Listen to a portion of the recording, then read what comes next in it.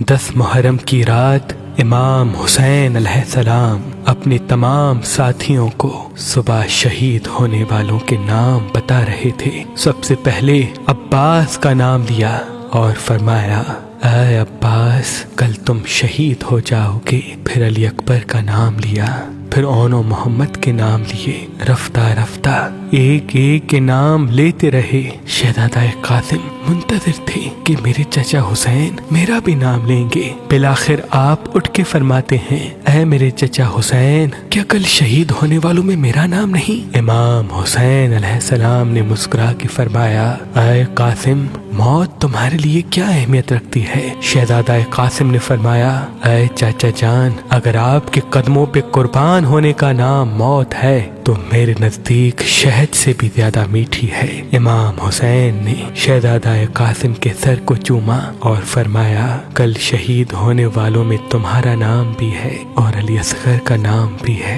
شہزادہ قاسم تڑپ اٹھے اور فرمانے لگے، اے میرے چچا، کیا یہ ظالم خیام کے اندر آ جائیں گے؟ امام حسین اپنی آنکھیں نم کر کے فرماتے ہیں، اے قاسم، میں خود فوج اشقیا کے پاس اصغر کو پانی پلانے کے لیے لے کے جاؤں گا اور وہاں یہ ظالم تیر مار کے شہید کریں گے۔ بس رات ڈھلتی ہے، 10 محرم کا سورج طلوع ہوتا ہے۔ ہر ایک شہید امام حسین کے قدموں پہ قربان ہو رہا تھا۔ بی بی ام فروا دیکھے کہ اس کا بیٹا قاسم اپنے سر پہ ہاتھ رکھ کے زور زور سے رو رہا ہے۔ بی بی ام فروا قریب گئی، اپنے بیٹے قاسم سے فرمایا، اے میرے شہزادے، رو کیوں رہے ہو؟ شہزادہ قاسم فرماتے ہیں، اے میری ماں، صبح سے لے کے اب تک جب بھی میں چچا حسین کے پاس جاتا ہوں کہ مجھے میدان میں جانے کی اجازت دیں، آپ فرماتے ہیں، قاسم ٹھہر جاؤ، رک جاؤ۔ اے میری ماں، آپ چچا حسین سے کہیں کہ مجھے میدان میں جانے کی اجازت دیں۔ بس جیسے ہی شہزادے نے یہ فرمایا،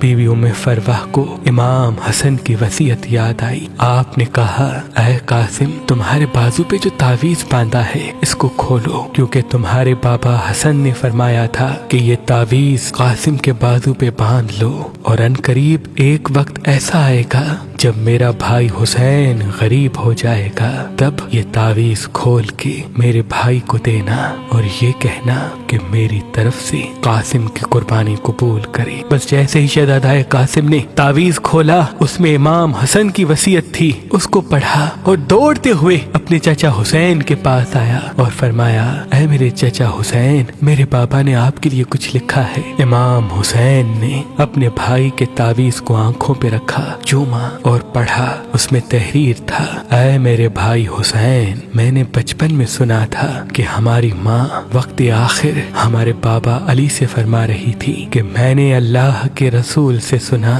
کہ ہمارا بچہ حسین 3 دن کا بھوکا پیاسا کر کے کربلا کے میدان میں شہید کیا جائے گا۔ اس وقت نہ اللہ کے رسول ہوں گے، نہ میں فاطمہ، نہ علی تم، نہ حسن ہوگا۔ میرا غریب حسین بے دردی سے قتل کیا جائے گا۔ تب سے میں دعا مانگتا تھا کہ اللہ مجھے بیٹا دے جو میں کربلا کے لیے رکھوں، تاکہ وہ میرے بھائی حسین کے قدموں پہ قربان ہو۔ اے حسین، آج قاسم کو میری طرف سے اپنے قدموں پہ قربان ہونے کی اجازت دو۔ امام حسین رو کے تعویذ کو چومتے ہیں اور شہزادہ قاسم کے سر کو چومتے ہیں اور فرماتے ہیں، اے قاسم، جا، اللہ کی راہ میں قربان ہو جا۔ پھر آپ فرماتے ہیں، اے میرے بچے، آج ذرا میں تجھے پہناؤں گا۔ تاریخ نے لکھا، ایک ایک ذرا امام حسین اپنے شہزادے قاسم کو پہناتے رہے، لیکن کوئی بھی ذرا شہزادہ قاسم کے جسم پہ پوری نہ اتری۔ بالآخر شہزادے نے فرمایا، اے میرے چچا، مجھے بغیر ذرا کے میدان میں بھیجیں، شاید اللہ کی مرضی یہ ہے۔ بس اللہ اکبر کہہ کے حسن کا لال میدان میں آیا۔ شیر کی طرح فرماتے ہیں، اے فوج اشقیا، میں علی کا پوتا ہوں، عباس کا بھتیجا، حسن کا بیٹا، اگر کوئی ہے تو میرے مد مقابلہ ہے۔ عمر بن سعد، شمر اور دوسرے بہادر زور زور سے ہنسنے لگے کہ یہ 13 سالہ بچہ ہمیں للکار رہا ہے۔ یزید کی فوج میں ازرق نام سے ایک بہادر تھا جو ہزاروں کے لشکر سے اکیلا لڑتا تھا۔ عمر بن سعد نے کہا، جا قاسم کا سر قلم کر کے آ۔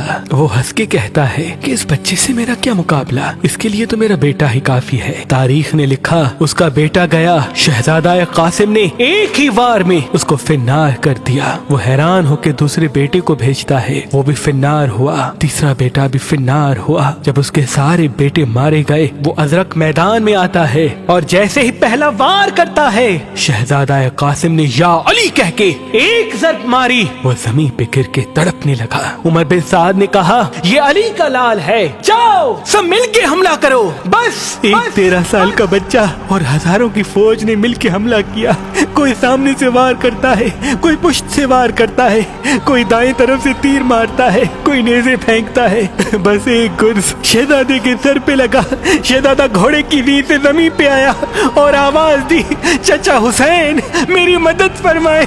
इमाम हुसैन जैसे ही मैदान में आते हैं, मशरिक के घोड़े मगरिब की तरफ, मगरिब के घोड़े मशरिक की तरफ दौड़ते हैं। तारीख ने लिखा आपका जिस्म मुबारक घोड़ों के पैरों में पामाल होने लगा, आपका सीना पुष्ट एक साथ हो गए, आपकी पसलियां टूटने लगी। इमाम हुसैन बस जैसे ही मैदान में पहुंचते हैं, कासिम की लाश को ढूंढा, ना पाया। बस देखा कहीं कासिम का हाथ है तो कहीं कासिम के बाजू, कहीं कासिम के पैर है तो कहीं कासिम का सर। अपनी अबा में अपने भाई हसन की निशानी को चुनते हैं, बस जैसे एक बागबान फूल चुनता है, ऐसे इमाम हुसैन ने शहजादा कासिम की लाश को करबला की जमीन से चुना, गठड़ी बांधी और खैमों की तरफ बढ़ने लगे। और वहाँ बीबी उम्मे फरवा खैमे में मुंतजिर थी कि अनकरीब मेरे बेटे की लाश खैमे में आएगी। जैसे ही इमाम हुसैन आए, बीबी उम्मे फरवा ने पूछा, ऐ मेरे भाई मेरे बच्चे की लाश कहाँ है? इमाम हुसैन ने गठड़ी को बीबी उम्मे फरवा के सामने रखा और खोला। बीबी सर को पीट के कहती है, ऐ मेरे गरीब कासिम तूने अपनी माँ का हक अदा कर दिया, मुझे बीबी फातिमा के सामने सुरखरू कर दिया। बस उस लाश के टुकड़ों को बीबी हाथ लगाती है और शहजादा कासिम के जिस्म पे जो कुर्ता पहना था उसको टुकड़ों से अलग करके अपने पास रखती है। इमाम हुसैन पूछते हैं, ऐ बीबी ये क्या कर रही हैं? बीबी उम्मे फरवाह रो के कहती है, ऐ हुसैन अब जब मैं मदीने जाऊंगी तो हसन की कब्र पे ये कुर्ता रखूंगी और कहूंगी कि ऐ मेरे आका हसन, आपके लाल कासिम ने किस तरह से आपकी वसीयत पे अमल किया है। सलाम हो शहजादा कासिम पर, सलाम हो बीबी उम्मे फरवाह पर, सलाम हो करबला के तमाम शहीदों पर।